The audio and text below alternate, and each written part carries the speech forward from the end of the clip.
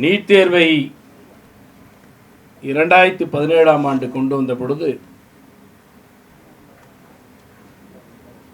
தொடக்க நிலையிலிருந்து எதிர்த்து கொண்டிருக்கக்கூடிய இயக்கங்களில் ஒன்று என்று இங்கே உரையாற்றுகிற நேரத்தில் சொன்னார்கள். ஒவ்வொரு இயக்கத்தினுடைய மாணவர் அமைப்புகளும் தனித்தனியாக போராடி கொண்டிருந்த நேரத்தில் ஆகஸ்ட் மாதம் 2017ஆம் ஆண்டு இங்கே இருக்கக்கூடிய அத்தனை அமைப்புகளினுடைய, இது மட்டுமல்ல இன்னும் சில அமைப்புகளோடு சேர்ந்து நாங்கள் ஒரு கூட்டமைப்பை உருவாக்க வேண்டும் என்று எஸ்எஃப்னுடைய அலுவலகத்திற்கு நானே நேரடியாக சென்று பேச்சுவார்த்தையை நடத்தினேன். அன்றைக்கு உருவாக்கப்பட்ட அந்த அமைப்பினுடைய பெயர்தான் தமிழ்நாடு மாணவர் இயக்கங்களுடைய கூட்டமைப்பு, federation of student organisation PN என்று நாங்கள் உருவாக்கியோம். அப்படி உருவாக்கப்பட்ட அந்த அமைப்பு தங்களுடைய போராட்ட களத்தை ஆகஸ்ட் 30ஆம் தேதி அன்றைக்கே முதல் கட்ட போராட்டமாய் பெரும் அளவில் களத்தினை தொடங்கி வைக்கப்பட்டு அது நடந்தேறிய 2 நாட்களுக்குள்ளாகவே அன்பு தங்கை அனிதா அவர்கள் தூக்கில் தொங்கி நம்மை மிகப்பெரிய மீளா துயரத்தில் ஆழ்த்தி நீட் தேர்வினுடைய முதல் களபலியாக ஆனவர். எனவே அனிதாவையும் நாங்கள் இழந்திருக்க கூடாது என்று கருதக்கூடிய கூட்டமைப்பு தான் இன்றைக்கு இங்கே அமர்ந்திருக்கக்கூடியவர்கள். சிலர் கூட பேசுகிற நேரத்தில் குறிப்பிட்டு சொன்னதாக நான் கருதுகிறேன். ஷானவாஸை சொன்னாரா யார் என்று எனக்கு நினைவில் வரவில்லை.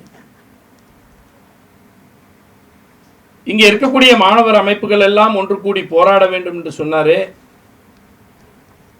கருத்து வேறுபாடுகள் இருந்தாலும் கூட, கொள்கை ரீதியாக மாறுபட்டு இருந்தாலும் கூட இந்த நீட் தேர்வினை சட்டப்பேரவையில் நிறைவேற்றிருக்கிறோம் ஒருமனதாக என்று சொன்னார்கள்.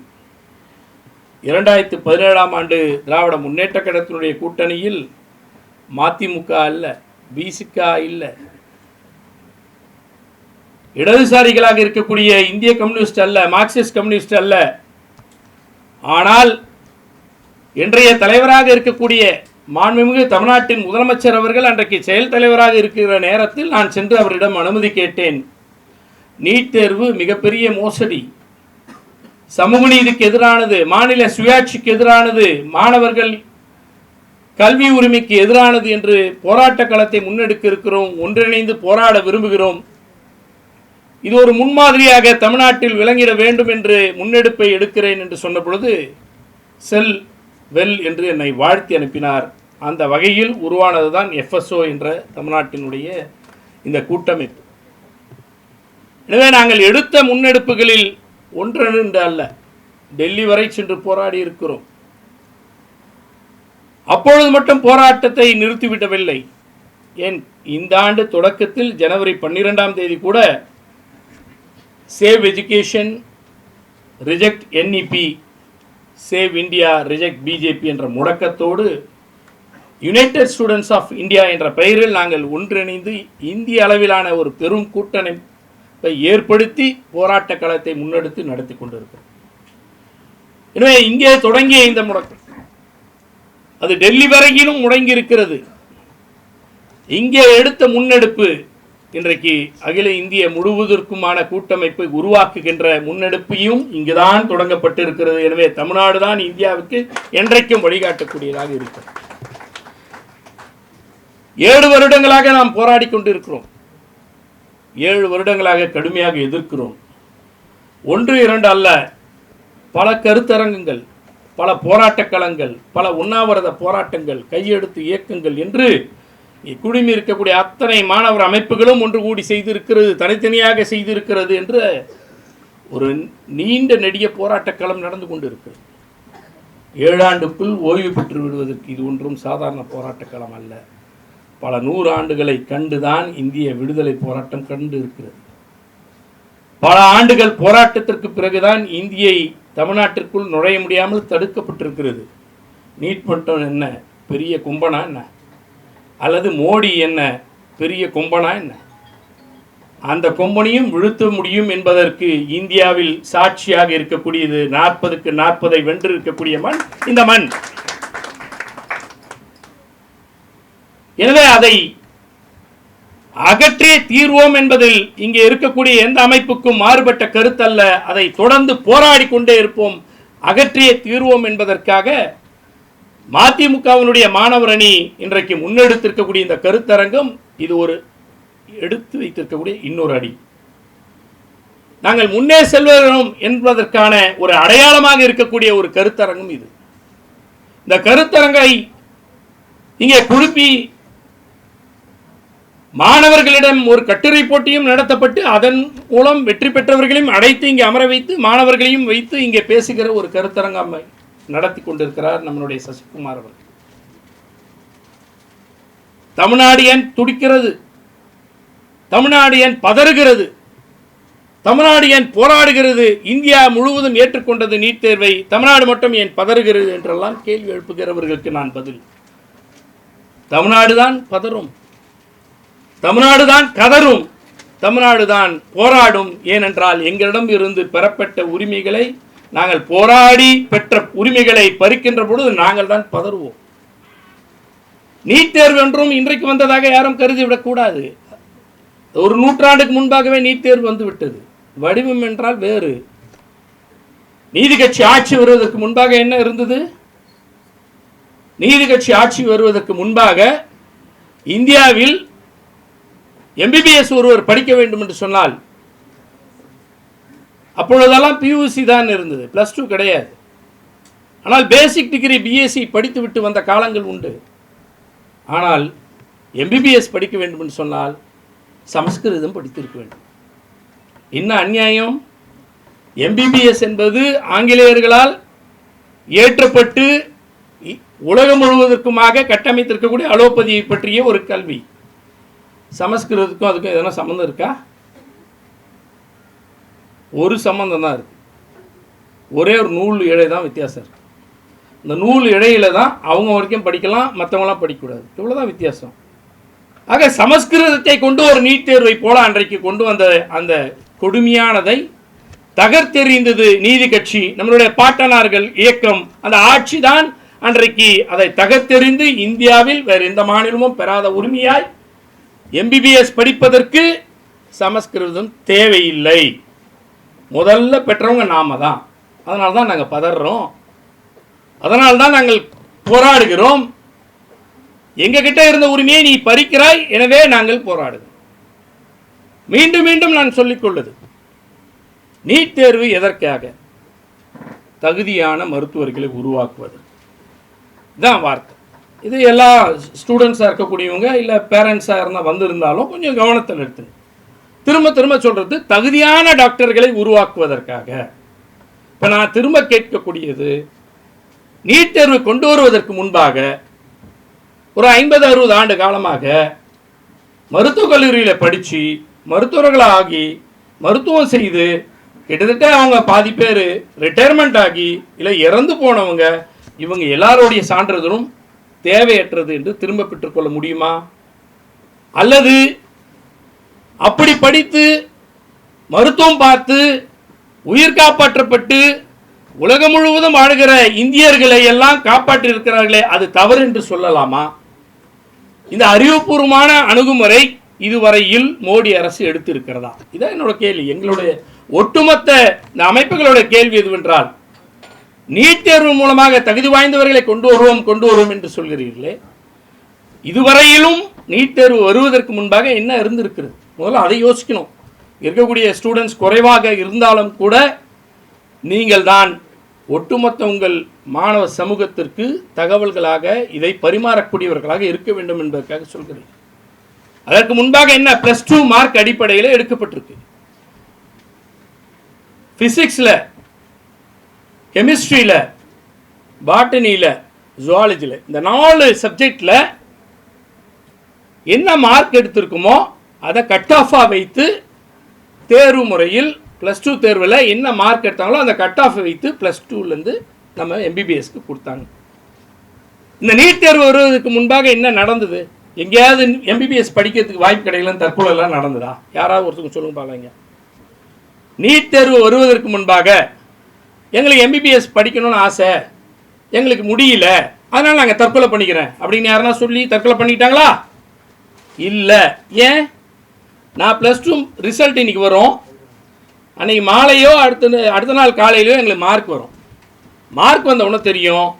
அன்றைக்கு காலகட்டத்தில் சொல்கிறேன். அதுக்கப்புறம் அது 600க்கா மாற்றினாங்க. நாங்கள் படிக்கும்போது 1200க்காக இருந்தது. அனிதா இறக்குற வரையிலும் 1200க்கு தான் இருந்தது. 195 கட் ஆஃப் அப்படின்னா அந்த 4த்துலேயும் கணக்கு வச்சு 195 கட் ஆஃப் எனக்கு வந்துடுச்சுன்னா நான் இன்றைக்கி முடிவு எடுத்துப்பேன், எனக்கு மெடிக்கல் காலேஜ் உண்டு. அது ஒரு வேளை 170 இருந்ததுன்னா கொஞ்சம் சந்தேகப்படுவேன். வாய்ப்பு இருந்தால் கிடைக்கலாம், பணம் இருந்தால் மேனேஜ்மெண்ட் கோட்டாவில் கிடைக்கலாம், அது ஒரு வாய்ப்பு இருக்குது. ஏன்னா மேனேஜ்மெண்ட் கோட்டான்னு ஒரு குறிப்பிட்ட கோட்டா இருக்குது, உண்மை.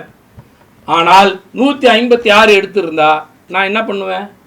அன்றைக்கே முடிவு எடுத்துருவேன், நான் எம்பிபிஎஸ் கிடையாது, ஏதாவது வேறு ஒரு கோர்ஸ் படிப்பேன் அப்படின்னு போயிட போகிறேன். ஏன் தற்கொலை எங்களுக்கு தேவைப்படுது? ஏன் மெடிக்கல் காலேஜில்லாம் வாழ்க்கையை வாழ முடியாதா?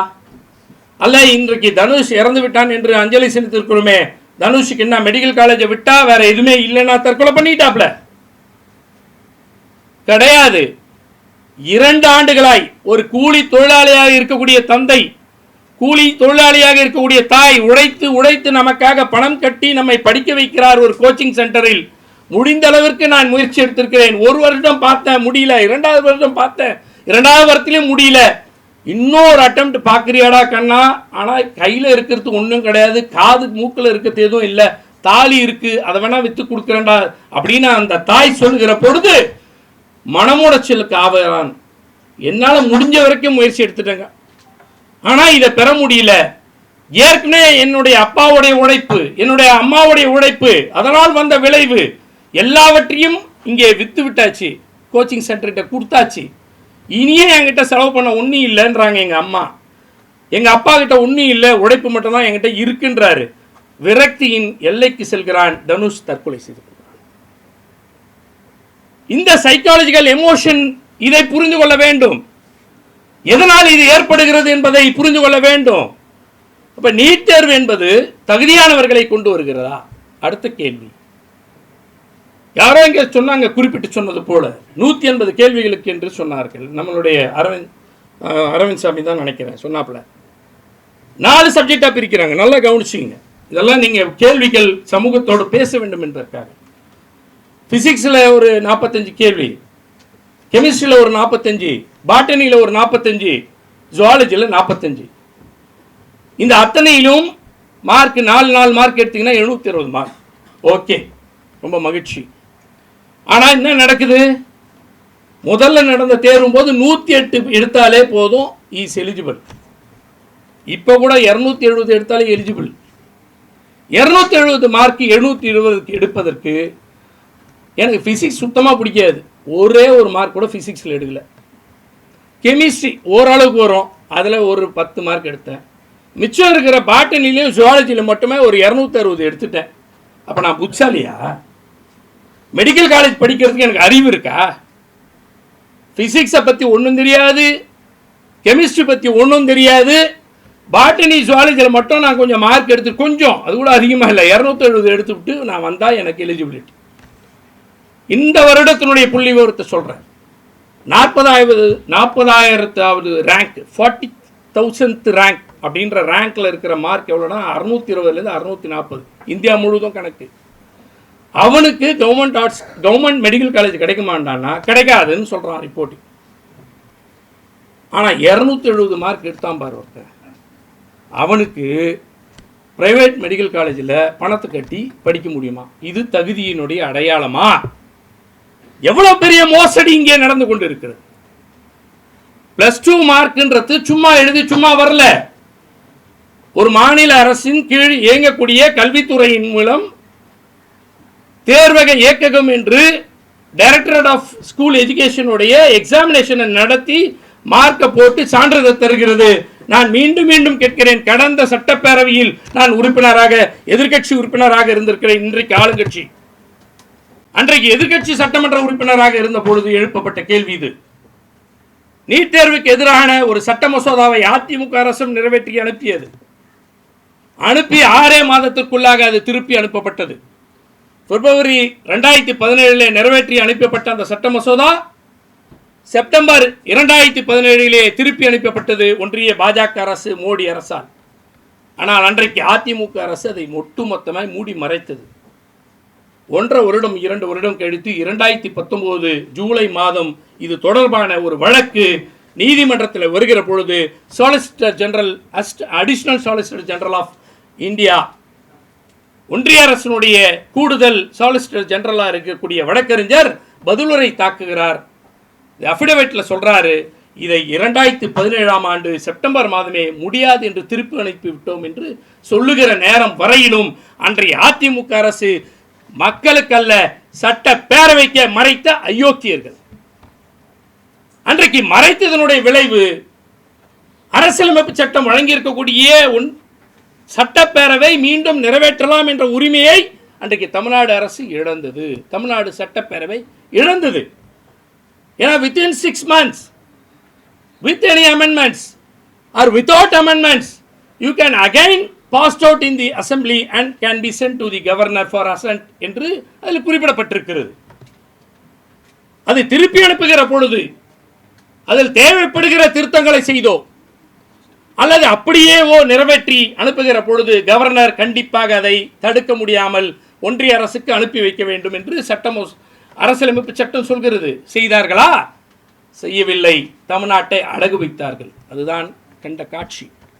ஆனால் இன்றைக்கு தமிழ்நாடு அரசு ஆக திராவிட முன்னேற்ற கழகத்தின் தலைமையிலான அரசு, முதலமைச்சராக இருக்கக்கூடிய திராவிட மாடல் நாயகனாக இருக்கக்கூடிய அனைவருக்கும் அனைத்தும் என்று சொல்லக்கூடிய நம்மளுடைய முதலமைச்சர் முத்துவேல் கருணாநிதி ஸ்டாலின் என்று தலைநிமிர்ந்து நம்ம உறுதிமொழி ஏற்றுக்கொண்டு சொன்னாரே, அந்த முதலமைச்சர் நிறைவேற்றிருக்கக்கூடிய சட்ட மசோதாவை கண்டிப்பாக நீ அனுப்பி வைக்க வேண்டும் என்று சொன்னார்கள். 6 மாத காலம் கிடப்பில் போடப்பட்டு வைத்ததை நீதிமன்றம் சென்று மீண்டும் அனுப்பி வைக்கப்பட்டது. மீண்டும் சட்டப்பேரவையில் ஷானவாஸ் சொன்னதை போல அத்தனை சட்டமன்ற உறுப்பினர்களும் ஒருமனதாக நிறைவேற்றி அனுப்பப்பட்டது. பாஜகவினர் இடம்பெறவில்லை என்று சொன்னார். வெளிநடப்பு செய்துவிட்ட பிறகு அவர்கள் இல்லாத அவையாகத்தான் கருதப்படும். இல்லாத அவையில் எல்லோரும் வாக்களித்தால் அதன் பெயர் ஒருமனதாக நிறைவேற்றப்பட்டதாக தான் சட்டப்பூர்வமானது. எனவே தமிழ்நாட்டின் சட்டப்பேரவையில் ஒருமனதாக நிறைவேற்றி அனுப்பப்பட்ட சட்ட மசோதா கவர்னருக்கு அனுப்பப்பட்டு கவர்னர் மீண்டும் காக்க வைத்து பிறகு பல கண்டனங்களுக்கு பிறகு பல போராட்டங்களுக்கு பிறகு ஒன்றிய பாஜக அரசிடம் அனுப்பி வைக்கப்பட்டிருக்கிறது. இன்று வரையிலும் அதைக்கு ஒப்புதல் வழங்காமல் காக்க வைத்துக் கொண்டிருக்கிறார்கள். என்ன சாதித்திருக்கிறது ஒன்றிய பாஜக அரசு? மீண்டும் மீண்டும் நம்மளுடைய கேள்வி எதுவென்று சொன்னால், தகுதியான தேர்வு என்று சொன்னதும் பொய். மாநில உரிமை பறிக்கக்கூடிய வகையில் அமைகிறது என்பது மிகப்பெரிய முக்கியமான கருத்து. இதில் என்ன மாநில உரிமை? மீண்டும் மீண்டும் கேட்கக்கூடியது. பேசுகிற நேரத்தில் பல சட்ட நுணுக்கங்களை சொன்னார்கள். State list, central list, concurrent list என்று சொன்னார்கள். ஸ்னேகா சொன்னார், மதிவதனி சொன்னார், அதையே தான் நம்மளுடைய ஷானவாசம் சொன்னார்கள். இந்த மாநில பட்டியலில் இருந்த கல்வித்துறையை ஒத்திசைவு பட்டியலுக்கு கொண்டு சென்றது எமர்ஜென்சி காலம். ஏன் நீங்கள் அதை இன்னும் முடக்கி வைத்தீர்கள், அனுப்பி வைக்க வேண்டியதானே என்று கூட ஷானவாஸ் அவர்கள் மிக முக்கியமான கேள்வி இந்த மன்றத்தின் மூலம் எழுப்பியிருக்கிறார். அந்த ஒத்திசைவு பட்டியல் இருக்கட்டும் ஒரு பக்கம், ஆனால் இந்த மாநில பட்டியலில் ஒரு முக்கியமான அம்சம் இருக்கிறது. அதுதான் இன்றைக்கு தமிழ்நாட்டில் இருக்கக்கூடிய மாணவ சமூகம், பெற்றோர்கள், ஒட்டுமொத்த பொதுமக்கள் இன்னும் கவனித்தல் எடுத்துக்கொள்ள வேண்டும் என்பதற்காகத்தான் இந்த கருத்தரங்கம். இந்த மாநில பட்டியல் என்று இருக்கக்கூடிய பட்டியலில் விவரங்களில் என்ன சொல்கிறது சொன்னால், கல்வித்துறை பொதுப்பட்டியல் இருக்கிறது என்று சொன்னாலும் கூட பல்கலைக்கழகங்களை நிர்வகிக்கக்கூடிய உருவாக்கக்கூடிய அதிகாரம் அந்த மாநில சட்டப்பேரவைக்கு உண்டு, அந்த அரசுக்கு தான் உண்டு. ஒரு பல்கலைக்கழகத்தின் மூலமாக இயங்கக்கூடிய அத்தனை மருத்துவக் கல்லூரிகளும், குறிப்பாக தமிழ்நாட்டில் டாக்டர் எம்ஜிஆர் மெடிக்கல் யூனிவர்சிட்டி, அதன் கீழே இயங்கக்கூடிய மருத்துவக் கல்லூரி அத்தனையும் யார் கீழே வருகிறது? அந்த பல்கலைக்கழகத்தின் கீழே வருகிறது. பல்கலைக்கழகம் யாரால் ஏற்றப்படுகிறது? தமிழ்நாடு சட்டப்பேரவையில் சட்டமாக ஏற்றப்பட்டு அதன் மூலம் நிர்வகிக்கப்படுகிறது. யாருடைய நிதி ஆதாரத்தால் அது நிர்வகிக்கப்படுகிறது? தமிழ்நாட்டு மக்களுடைய வரிப்பணத்தால், தமிழ்நாடு அரசின் நிதி ஆதாரத்தை கொண்டு ஒதுக்கீடின் அடிப்படையில் நிர்வகிக்கப்படுகிறது. இப்போ அந்த பல்கலைக்கழகம் நடத்துகின்ற தேர்வு, அந்த பல்கலைக்கழகம் தருகின்ற பட்டங்கள், இது எல்லாம் மாநில அரசுக்கு சொந்தமானது. மருத்துவக் கல்லூரிகளுக்கான கட்டமைப்புகள் மாநில அரசுக்கு சொந்தமானது. ஒவ்வொரு ஆண்டும் அதை நிர்வகிக்கக்கூடிய செலவினம் மாநில அரசுக்கு சொந்தமானது. படிக்கின்ற மாணவர்களுக்கு 16,000 ரூபாய் வரையிலும் மட்டுமே மருத்துவ கல்விக்கான கட்டணமாக பெறப்படுகிறது. பல லட்சம் ரூபாய் ஆகக்கூடியதை தமிழ்நாடு மக்களுக்கு உழைக்க வேண்டும் என்பதற்காக தமிழ்நாடு அரசு தமிழ்நாடு மக்களுடைய வரிப்பணத்தை வாரி கொடுத்து வெறும் 16,000 ரூபாயில் ஒரு மருத்துவ படிப்பை படிக்க முடியும் என்று ஆண்டுக்கான கட்டணத்தை செலுத்துவது நம்மளுடைய அரசு. தமிழ்நாட்டின் மக்களினுடைய வரிப்பணம் எங்கிருந்து வந்தது? ஒன்றிய அரசினுடைய பங்களிப்பு. எங்கே இருந்து வந்தது அவர்களுக்கான கேள்வி? எங்கிருந்து வந்தது அவர்களுக்கான உரிமை? எந்த வகையில் தமிழ்நாட்டினுடைய மருத்துவ கட்டமைப்பை, தமிழ்நாட்டினுடைய மருத்துவர் ஆகக்கூடியவர்களுடைய கனவுகளை எங்கே இருந்து தடுக்கக்கூடிய உங்கள் கரங்கள் இங்கே வருகிறது? அதுதான் இங்கே கேள்வி. கிராமத்தில் இருக்கக்கூடிய ஒருத்தன் கோச்சிங் சென்டருக்கு போக முடியுமா? ஏன் கிராமம் வரைக்கும்? காஞ்சிபுரம் என் ஊர், என் ஊரில் இருக்கவனுக்கே இங்கே சென்னையில் வந்து தங்கிட்டு போகிறதுக்கு செலவாகுது. இங்கே மிகப்பெரிய கமர்ஷியலைசேஷன் நடக்கிறது என்று சொன்னார்களே, வணிகமயமாதல். யாருக்காவது எவ்வளவு நடக்கிறது என்று கணக்கு தெரியுமா?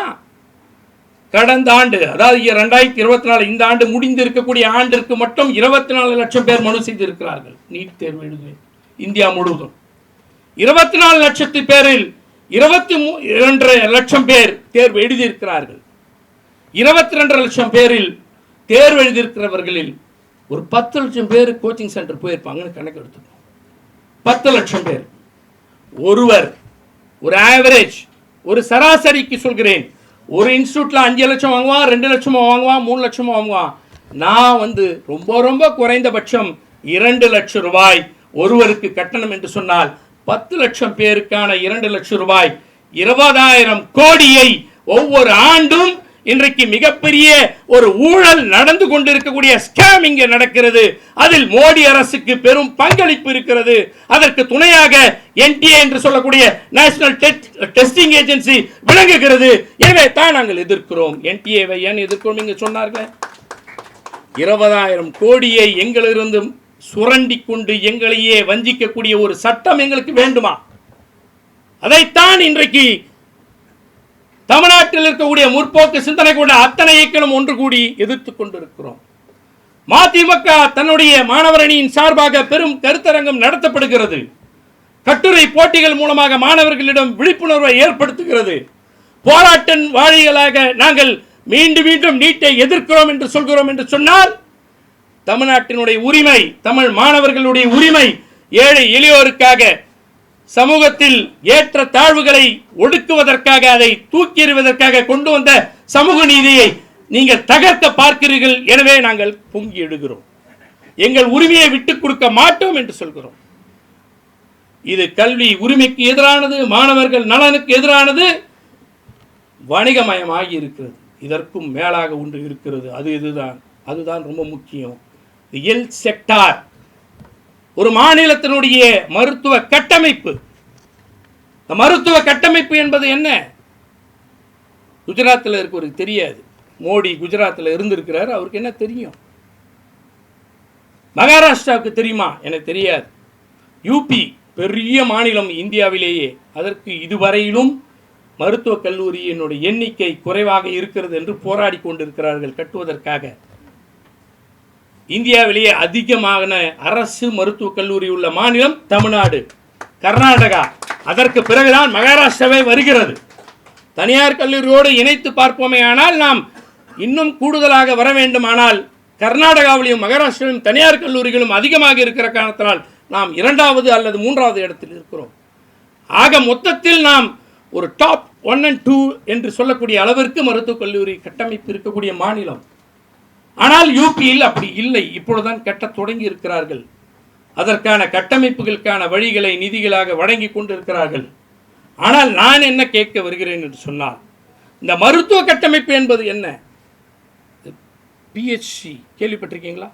Public health centre, primary health centre, ஆரம்ப சுகாதார நிலையம். யார் கொண்டு வந்தது? முத்தமிழஞ்சர் கலைஞர் அவர்கள் தமிழ்நாடு முழுவதும் கட்டமைத்து தந்திருக்கிறார் பாருங்கள். அதுதான் இன்றைக்கு தமிழ்நாட்டில் நோய்க்கான எதிராக மக்கள் நலத்திற்கான ஒரு மிகப்பெரிய கட்டமைப்பை இந்தியாவில் வேற எந்த மாநிலமும் பார்க்காத அளவிற்கு கட்டமைக்கப்பட்டிருக்கிறது சொன்னால் அதிக அளவில் ஆரம்ப சுகாதார நிலையங்கள், துணை சுகாதார நிலையங்கள், தாலுகா அளவிலான மருத்துவமனை, மாவட்ட தலைமை மருத்துவமனை, மருத்துவக் கல்லூரி மருத்துவமனை என்று விரிவாக்கம் செய்யப்பட்டு இன்றைக்கு இந்த அளவிற்கான கட்டமைப்பை கொண்டிருக்கக்கூடிய ஒரே மாநிலம் இந்தியாவில் வேறு எதுவும் இல்லை. 8 கோடி பேர் வாழக்கூடிய மாநிலம் தான். ஆனால் அரசினுடைய மருத்துவ கட்டமைப்பு மட்டும் எத்தனை இருக்கிறது சொன்னால் 60,000 படுக்கைகள் கொண்டு இருக்கக்கூடிய ஒரு மாநிலம்.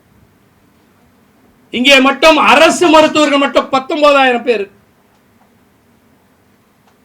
இங்கே இருக்கக்கூடிய மருத்துவ கட்டமைப்பு ஒரு சராசரி இந்தியனுக்கு 1200 பேருக்கு ஒரு மருத்துவர். ஒரு இந்தியாவில் இருக்கக்கூடிய எந்த ஒரு மாநிலத்திலும் கணக்கெடுத்து பார்க்கிற பொழுது அது சராசரி 1200 பேருக்கு ஒருவர் மருத்துவராக இருக்கிறார். தமிழ்நாட்டில் 480 பேருக்கு ஒருவர் இருக்கிறார். ஏன் மோடிக்கு பொறாமை வராது? ஏன் பொச்சரிப்பு வராது? தமிழ்நாடு முன்னேறிய மாநிலமாக இருக்கிறது என்ற பொச்சரிப்பு. ஏனென்றால் தமிழ்நாட்டில் அப்படி ஒரு கட்டமைப்பு. ஆரம்ப சுகாதார நிலையத்தில் பணிபுரியக்கூடிய டாக்டர்கள் யார் என்று சொன்னால் சென்னையில் இருக்கக்கூடியவர்கள் யாரும் வந்து விடவில்லை. எங்கள் ஊருக்கெல்லாம் ஏதோ ஊரில் இருப்பான், ஒரு சின்ன கிராமத்தில் இருந்து கஷ்டப்பட்டு படிக்க வச்ச ஒருத்தர் தான் சென்னையில் வந்து சென்னை மெடிக்கல் காலேஜ்லேயோ அல்லது கீழ்ப்பாக்கம் மெடிக்கல் கல்லூரியிலையோ ஸ்டான்லியிலையோ ஏதோ ஒரு மருத்துவக் கல்லூரியில் படிச்சுட்டு வந்துட்டு ஒரு கிராமத்துக்கு செல்வான். அங்கே போய் சொல்லுவான், நான் ஏன் ஊர் இதை விட மோசமாக இருக்குது, இந்த ஊரில் நான் பணிபுரிவது எனக்கு பெருமை, நான் செய்கிற கடமையாக கருதி இந்த ஆரம்ப சுகாதார நிலையத்தில் நான் பணிபுரிய வந்திருக்கிறேன் என்று அந்த கட்டமைப்பை உருவாக்கியது இந்த திராவிட இயக்கத்தினுடைய ஆட்சி முறை. இன்னொரு கூடுதல் அதில் என்னவென்று சொன்னால், நீ எம்டி படிக்க வேண்டுமா, எம்எஸ் படிக்க வேண்டும் என்று சொன்னால், ஒரு தனி எம்பிபிஎஸ் படித்தவன் மேல் படிப்பு படிக்க வேண்டும் என்று சொன்னால் அவனுக்கு இடஒதுக்கீட்டில் இந்த சலுகைகள் கிடையாது. கூடுதல் இடஒதுக்கீட்டில் ஒரு கூடுதல் சலுகை கலைஞர் அவர்கள் வழங்கியது எதுவென்று சொன்னால், ஆரம்ப சுகாதார நிலையத்தில் கிராமத்தில் நின்று நீ பணிபுரிவாயா என்றால் உனக்கு தனி இடஒதுக்கீட்டை தருவேன் என்று சொல்லி அதை வழங்கி அந்த கட்டமைப்பின் மூலமாக எங்கள் கிராமங்களில் மக்களுக்கு வழங்கப்படுகிறது மருத்துவம். இந்த கட்டமைப்பை சிதைப்பதற்காகத்தான் இன்றைக்கு யார் வருகிறார்கள்? தமிழ்நாட்டை சேர்ந்த மாணவர்களுக்கே வாய்ப்பு கிடைக்க மாட்டது. தமிழ்நாட்டில் இருக்கக்கூடிய ஏழை எளிய மாணவர்களுக்கு வாய்ப்பு கிடைக்கவில்லை. தமிழ்நாட்டில் இருக்கக்கூடிய கிராமப்புற மாணவர்களுக்கு வாய்ப்புகள் கிடைக்கப்படவில்லை. அப்ப பணக்காரர்களுக்கு மட்டுமே இந்த கல்வி என்கிற பொழுது யாரும் இனி ஆரம்ப சுகாதார நிலையமாக இருக்கக்கூடிய குக்கிராமத்திற்கு சென்று பணிபுரிவதற்கு வர தயாராக இல்லை. எனவே தமிழ்நாட்டினுடைய மருத்துவ கட்டமைப்பை சிதைக்க பார்க்கக்கூடிய எந்த ஒரு திட்டமும் எந்த ஒரு தேர்வும் எங்களுக்கு தேவையில்லை. எங்கள் கட்டமைப்பு, எங்கள் மக்கள், எங்கள் வரிப்பணம், எங்களுடைய ஆட்சி, இது எல்லோருக்கும் எல்லாம் தருகிற திராவிட மாடல் ஆட்சி. இதை தருவதற்காகத்தான் இந்த கட்டமைப்புகள் என்று நாங்கள் போராடி கொண்டிருக்கிறோம். உதயநிதி ஸ்டாலின் அவர்கள் ஏதோ ரகசியம் இருப்பதாக சொன்னார்கள். ரகசியத்தை வெளியே கொண்டு வருவாரா என்று எடப்பாடி பழனிசாமி அவர்கள் கேட்கிறார். எடப்பாடி பழனிசாமி அவர்களே, முதுகெலும்பு இல்லாமல் நீங்கள் தாரை வார்த்த உரிமைகளை எல்லாம் நாங்கள் மீட்டெடுப்பதற்காக இங்கே குடிமிருக்கக்கூடியவர்கள்லாம் போராடி கொண்டிருக்கிறோம். உங்களுக்கு அந்த கேள்வி கேட்க ஒரு அருகதியும் இல்லை. கேட்பதற்கு பாஜகவுக்கு கூட உரிமை உண்டு. எடப்பாடி பழனிசாமியே, உங்களுக்கு உரிமையே கிடையாது. கடந்த முறை எங்கள் உரிமையை எல்லாம் தாரை வார்த்தவர்கள் நீங்கள். உதயநிதி ஸ்டாலினுக்கு என்ன ரகசியம் இருக்கிறது என்று கேட்கிறார். ஒரு ரகசியம் இல்ல. நான் கேட்கிறேன், ஜல்லிக்கட்டு போராட்டம் எப்படி வந்தது? ஜல்லிக்கட்டு என்பது நடந்து கொண்டிருந்ததை 2017ஆம் ஆண்டு ஒரு சட்டத்தை கொண்டு வந்து prevention of cruelty to the animals என்று சொல்லி அவர்கள் தடுக்கப்பட்டார்களே. அன்றைக்கு நமக்கெல்லாம் ஜல்லிக்கட்டு நடத்துவதற்கு இல்லை என்று மறுக்கப்பட்டதே. அதை மீண்டும் பெற முடிந்ததை எப்படி முடிந்தது? எப்படி என்று சொன்னால், மக்கள் எழுச்சியோடு, இளைஞர்கள் எழுச்சியோடு, மாணவர்கள் போராட்டக்களம் கண்டதன் விளைவாக, தமிழ்நாடு முழுவதும் அந்த எழுச்சி கண்டதன் விளைவாக காலை அடக்குகின்ற அந்த போர்க்களத்திற்கான ஒரு உரிமையை பெறுவதற்காக கன்கரண்ட் லிஸ்ட் என்று சொல்லக்கூடிய ஒத்திசைவு பட்டியலில் அது வருகிறது என்ற காரணத்தினால் தமிழ்நாட்டின் சட்டப்பேரவையில் மீண்டும் ஒருமனதாக நிறைவேற்றி தந்ததன் விளைவாக 2 நாட்களில் காலை அடக்குகின்ற போர்க்களத்திற்கு மட்டும் ஒப்புதல் மோடி அரசால் தர முடிகிறது என்று சொன்னால் நீட் தேர்வு தமிழ்நாட்டிற்கு வேண்டாம், அநீதி, இது சமூக நீதிக்கு எதிரானது, மாநில உரிமைக்கு எதிரானது, இது மாநிலத்தினுடைய அரசியலமைப்புக்கு எதிரானது, மாநிலத்தின் மருத்துவ கட்டமைப்புக்கு எதிரானது என்று நாங்கள் போராடுகிற நேரத்தில் 2 நாட்களில் ஒப்புதல் தருவதற்கு மோடி அரசு ஏன் வரலை? ஏன் வரக்கூடாது? ஏனென்றால் ஏழைகள் மருத்துவர் ஆகக்கூடாது, ஒடுக்கப்பட்ட மக்கள் மருத்துவர்கள் ஆகக்கூடாது. காலகாலமாய் இந்த திராவிட இயக்கங்கள் போராடி பெற்ற உரிமைகளை பறிப்பதற்கான ஒரு வழிகாட்டுதல். ஏற்கனவே பேசுகிறவர்கள் சொன்னார்களே, நீட் தேர்வு என்பது ஒரு சின்ன குட்டியை விட்டுட்டு ஆழம் பார்க்கறதுன்னு அப்படி விட்டுருக்குன்னு நினைக்கிறேன். இருக்கக்கூடியவர்கள் மருத்துவ மாணவர்களாக இல்லாமல் போகலாம். BSc, BA, BCom, LLB, BSc agri, BE, இப்படி எத்தனை படிப்பொன்னால் நீங்கள் படித்துக் கொண்டு இருக்கக்கூடியவர்களாக இருக்கலாம். ஆனால் நினைவில் வைத்துக் கொள்ளுங்கள், நேஷனல் எஜுகேஷன் பாலிசி 2020 என்று சொல்லக்கூடிய தேசிய கல்விக் கொள்கை இனி வரும் காலங்களில் இந்த படிப்புக்கும் தேசிய அளவில் ஒரு நுழைவுத் தேர்வை கொண்டு வரப் போகிறேன் என்பது தான் அதனுடைய மிகப்பெரிய மோசமான ஆக்டோபஸ் சட்டமாக அது திட்டம் இருக்கிறது என்பதை மறந்து விடாதீர்கள். ஒரு நீட் தேர்வு, ஒரு மருத்துவர் ஆவதற்காக எனக்கு போராட்டம். யாரோ ஒருத்தனுடைய மருத்துவ கனவுக்காக நான் ஏன் போராட வேண்டும்?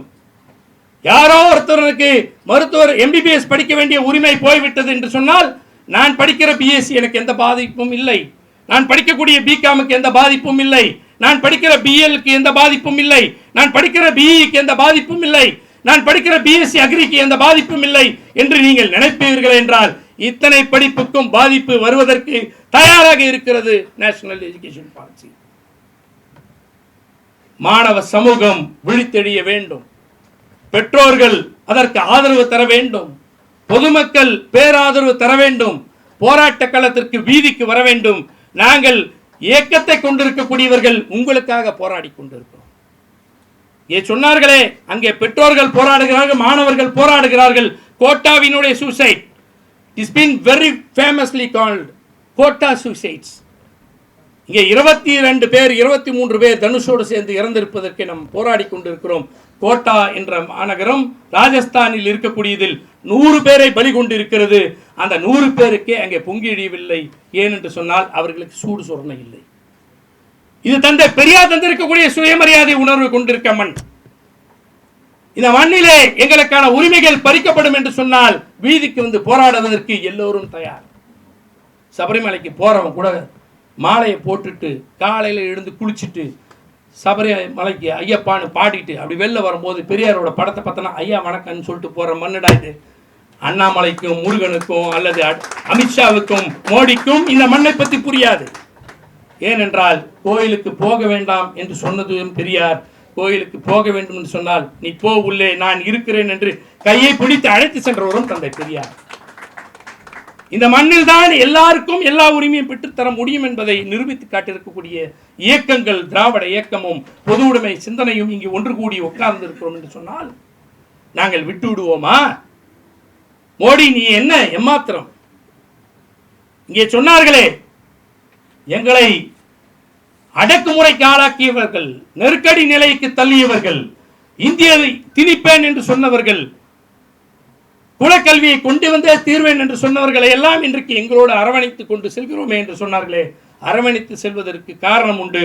They are revisiting and rethinking about the linguistic right, federalism right, state rights, financial right of the state என்று சொல்லக்கூடிய அளவிற்கு இன்றைக்கு காங்கிரஸ் இயக்கம் மாறி இருக்கிறது. அவர்கள் மீண்டும் சிந்திக்க தொடங்கி இருக்கிறார்கள். மாநில உரிமை என்றால் என்ன, மொழி உரிமை என்றால் என்ன, கூட்டாட்சி தத்துவம் என்றால் என்ன, இந்த அரசியலமைப்பு சட்டம் தந்திருக்கக்கூடிய உரிமைகள் எல்லாம் என்ன, சட்டப்பேரவைக்கு உள்ள உரிமையை போலவே மாநிலத்தின் உரிமை நாடாளுமன்றத்துக்கு இருக்கக்கூடியதை போல சட்டமன்றத்திற்கும் சட்டமேற்றக்கூடிய உரிமை இருக்கிறது.